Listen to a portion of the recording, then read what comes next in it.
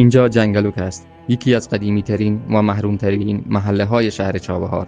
صدها خانواده بلوچ سال‌هاست در این منطقه زندگی می‌کنند. محله‌ای که در کنار شرکت نفت، سازمان بنادر و دیگر مراکز دولتی و نظامی قرار گرفته.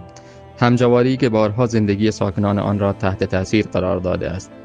جنگلوک تنها یک محله فقیرنشین نیست.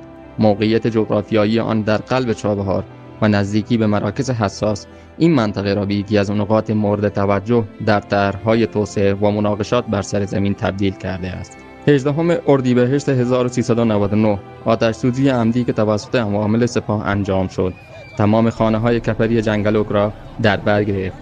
حدود 700 خانواده در مدت کوتاهی خانه و تمام دارایی خود را از دست دادند. الو، سلام علیکم. سلام، خوبی؟ مرسی، متشکرم. شما چطورین؟ خوبین؟ خانواده خوبن؟ مرسی، خوبیم. چه خبر؟ سلامتی. خبری نیست، سر کاری. شنیدیم آتیش گرفتم برای شما. باز کجا را آتیش زدیم؟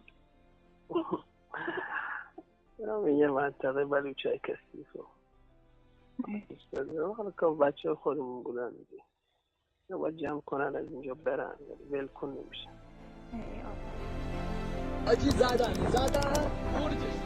6 سال بعد جنگلوک بار دیگر در صدر خبرها قرار گرفت. این بار در پی حملات آمریکا به مراکز نظامی مجاور، موج انفجار و بقایای مهمات به داخل محله رسید. خانه‌ها آسیب دیدند و دست کم یک زن بلوچ جان باخت.